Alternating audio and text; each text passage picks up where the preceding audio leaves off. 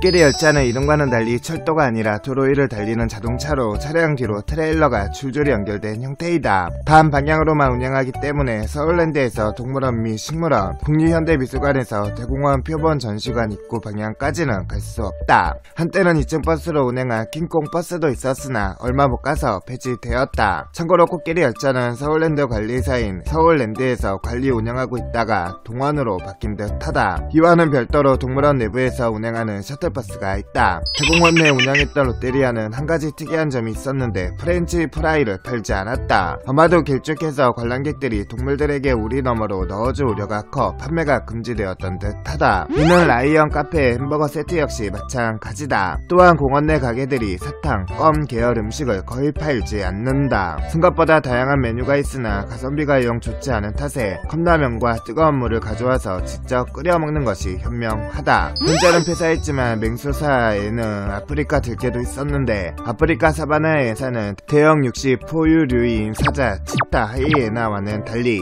전시 구간이 다른 곳에 위치했고 처우 또한 유난히 안 좋은 편이었다. 왜 다른 사바나산 육식 포유류에 비해 굳이 들개만 따로 전시했는지는 미지수. 현재 녀석의 위에는 아프리카관 앞마당에 있는 대공원 100주년 기념 광장의 나무 조형물 안에 있는데 토종野生동물 보호 운운하는 글귀가 적긴 한켠에 헌팅 트로피 컨셉으로 가죽을 전시 중이었다. 심지어 같은 공간에 우리나라 마지막 초록 금강 앵무의 박제도 걸려 있었다. 2017년 10월 이후부터 가죽은 민원이 들어왔는지 철거되었다. 다만 반대쪽의 사자 가죽은 아직 그 자리에 있다. 치타의 경우는 우리 자체는 괜찮은 환경인 반면 관람객들이 관람하기에는 매우 불편했다. 치타 우리가 사자 우리와 초식 동물 우리 사이에 끼어있어 관람객들이 가까이 접근할 수 없이 멀리서 봐야 하는 데다 치타는 개체수가 3마리뿐이고 대개의 경우 나무나 풀숲에 숨어있기 때문 치타를 제대로 보고 싶으면 겨울철에 제3 아프리카관 실내에 들어가 보거나 에버랜드에 가는 수밖에 없었다.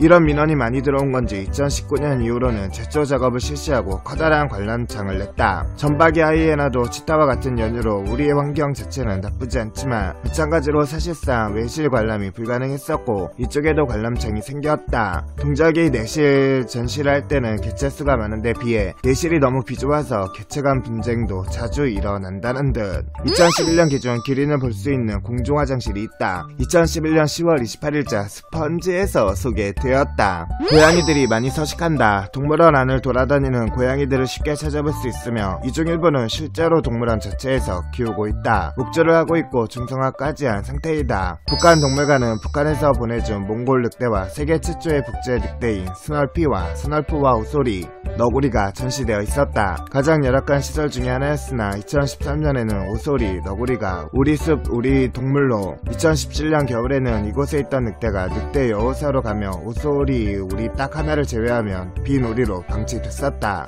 현재는 오소리도 폐사하면서 레서 팬더사로 리모델링 되었다. 1987년 7월 27일 당시 발생한 집중호우로 인해 7종 21개 개체의 동물이 수용되어 있던 맹수사 구간 일대를 덮치는 산사태가 오전 5시경에 발생하며 굴러떨어진 바위로 인해 표범사, 제규어사, 후축 철책이 완파, 호랑이사 격린 철책이 반파되고 코요테 두 개체가 탈출하여 포획해 재수용하는 등의 상황에서 토사 유입과 침수로 인해 내부 상황을 확인할 수 없던 제규어사 내부를 8시 30분부터 정리하며 제규어사에 수용되어 있던 제규어가 토사에 깔려 사망했을 것으로 추정하여 사체를 찾았으나 발견되지 않자 당시 서울동물원이 보유하고 있던 제규어 3개체 중 1983년 11월 2일 도입되어 사육 중이었던 10년생 암컷 제규어 1개체가 달아난 것으로 확인되어 당일 12시부터 수색을 시작하여 사건 발생 37시간 만인 7월 28일 18시 30분경 hun계산 해발 245m 지점에서 당시 52세의 엽사 정교호와 47세의 엽사 박인규에 의해 우리 밖으로 벗어난 제규어가 사살되었던 것으로 종결된 것으로 주요하게 알려져 있는 사건이다. 2010년 겨울에는 꼬마라는 이름의 말레이곰 한 마리가 탈출하여 그 일대가 난리가 난 적도 있다. 말레이곰은 곰 중에서도 덩치가 작은 편이지만 여하간의 곰이다 보니 그래도 과거 장마철 다른 맹수들이 탈출했을 때에 비하며 시민들의 반응은 가급적 살아 돌아왔으면 이란 것이었다. 이후 꼬마는 겨울철이라 먹이가 부족하였는지 쓰레기통을 뒤지는 등 그 일대를 방황하며 흔적을 남겼다. 약 9일간 추적이 이어졌으나 직접 생포는 어려웠고 결국 포획용 덫에 걸려서 10일째 되는 날 잡혔다. 이후 꼬마는 덫 안에서 진정 인정 및 이동을 위해 마취총을 맞고 무사히 동물원으로 돌아왔다. 당시 꼬마는 일약 스타가 된 덕에 꼬마가 있는 우리 앞에는 당시의 포획 과정을 설명해 놓은 그림이 붙어 있다. 2022년 침팬지 관순이와 강복이를 인도네시아의 사파리로 반출하려고 하였다. 문제는 해당 사파리가 동물학대 논란이 있던 곳이라 사람들의 항의가 빗발쳤다. 결국 이를 이 시간 탓인지 서울동물원 측은 관순이와 강복이의 반출을 철회하였다. 애니메이션판 아기공룡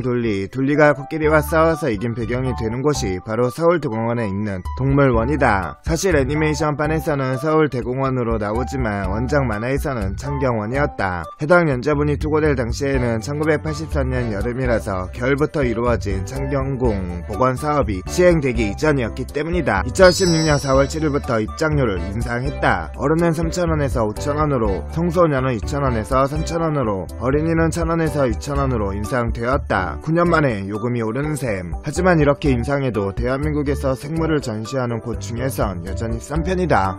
2013년 11월 24일 동년 1월부터 호랑이 담당 사육사로 발령되어 근무하던 심지어 사육사가 호랑이사 개수공사를 위해 임시로 옮겨 전시하던 눈 표범사에서 탈출한 시베리아 호랑이에게 목을 물려 중태에 빠져 사고 2주 만인 2013년 12월 8일 숨졌다. 사고를 일으킨 호랑이는 푸틴 러시아 연방 대통령이 한너 수교 20주년 기념으로 보낸 시베리아 호랑이 한 쌍 중 수컷인 로스토프로, 심지어 사육사는 26년간 곤충관에서 곤충 사육을 담당한 사육사였으나 곤충을 잘 돌보니 호랑이도 잘 돌볼 것이다 라는 판단으로 정기순환 보직에서 호랑이 담당 사육사로 발령한 등, 심지어 사육사 본인도 생전에 메모에서 끼워넣기, 짜맞추기, 밀어내기 등으로 비판한 순환 보직 문제와 맹수사 진입 시 2인 1조로 활동해야 할 것이 지켜지지 않은 점, 호랑이를 임시로 옮겨 사육한 논표범 우리의 안전장치 부족 등 본 사고로 인해 서울동물원 내 문제가 다수 드러나게 되었으며, 특히 사육사를 순환적으로 다른 동물들을 담당하게 하는 것은 사육사가 특정 동물종의 관리에 대한 전문성을 습득하기 어렵게 한다는 문제와